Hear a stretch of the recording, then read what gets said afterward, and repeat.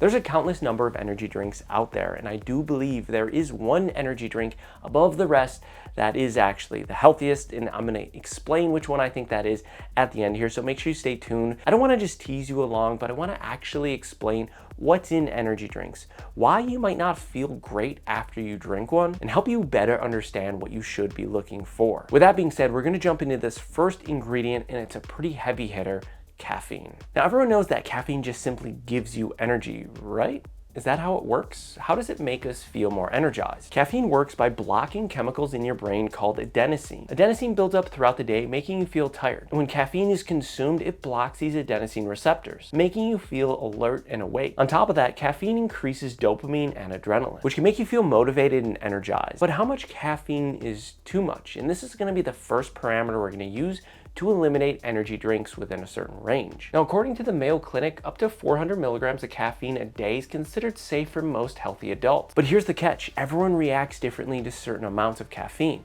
50 milligrams might be enough to make someone feel jittery, especially if you're smaller, you're not very active, or you're just simply sensitive to caffeine. Now, the way that I consume energy drinks is that I typically have a coffee in the morning and I drink Starbucks cold brew, so that's like 150 to 200 milligrams already. If I'm taking an energy drink that has 300 milligrams, I'm already over that 400 milligrams that the Mayo Clinic recommends as safe. So if I have my coffee and then an energy drink later, I might be overstimulating myself. So if we think about this in a way that healthy energy drinks aren't pushing us to the absolute limit of what our body can handle, I think it's safe to eliminate anything that's over 250 milligrams of caffeine.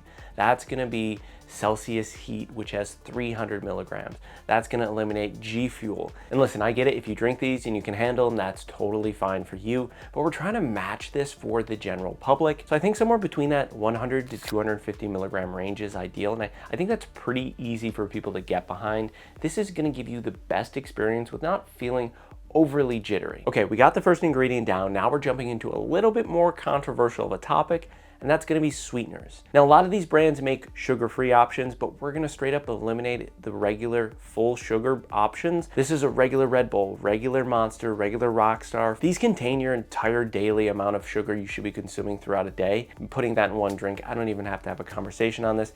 It's not going to be deemed healthy. Now, when it comes to artificial sweeteners, there's actually a lot of research on this topic, and I've never dove into a full video on this. There are some artificial sweeteners that seem to be a little bit better or less risk averse versus some of the other alternatives. When it comes to research and evidence, I try to remain in a neutral position until there's further evidence to take a strong stance. And artificial sweeteners are kind of tough to do that with. Some research I've seen has shown that artificial sweeteners can spike insulin levels, but within that same research, they have concluded that they need more evidence. A 2020 systematic review ended up finding that there was no significant impact on low energy sweeteners on acute blood glucose or insulin response. But other research has found that artificial sweeteners can negatively impact gut health, but also positively affect gut health. I'm going to include some research down below in the description if you guys want to read more on this topic. With that being said, like I mentioned earlier, there are less risk-averse sweeteners and more risk-averse sweeteners. So I think a way we can look at this is a sliding scale. On the far left, we have stevia. It seems like there's no negative side effects to usage. And on the far right, we have aspartame. Still considered safe, but can be problematic in extremely large doses. Now, even according to the World Health Organization, you wouldn't start to see problems until you're at like 14 cans of Diet Coke a day. Now, like I said, this was going to be a little bit more controversial. So what we're going to try to do here is try to stick to the far left sweeteners. That's going to be your stevia and your monk fruits. Now, with that being said, there seems to be a ton of other ingredients that we keep seeing on our labels for energy drinks. What are those ingredients, and are they good or bad? When we take a look at energy drinks, there seems to be a ton of different vitamins that are in them,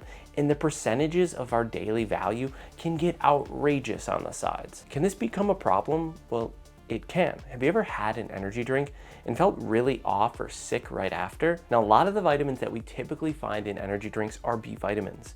They act as a coenzyme that help metabolize energy. But why is there so much in these drinks? Mostly because they're water-soluble vitamins, meaning that if you have too much of them, you just urinate them out. But these mega doses can still cause issues. You ever pound an energy drink and then feel uncomfortable? You get warm, you get sweaty, you start to get pale. This is called flushing. The ingredient niacin can help cause this. I can speak from experience that I get this all the time with certain energy drinks. So why would a drink like Celsius include 130% of your daily recommended value of niacin? If it can cause flushing and some discomfort, why not put less in there? And when it comes to biotin, which is another B vitamin, they put 1,000%, that's a megadose of your daily recommended amounts. This could cause some skin irritation, and even in more rare instances, it can cause some nausea, which are the exact feelings I get if I drink a whole Celsius at once. Now, this does seem like it's a common practice in energy drinks, and I don't want to just call out Celsius. I actually rather enjoy Celsius, and I do think it's one of the better energy drinks out there.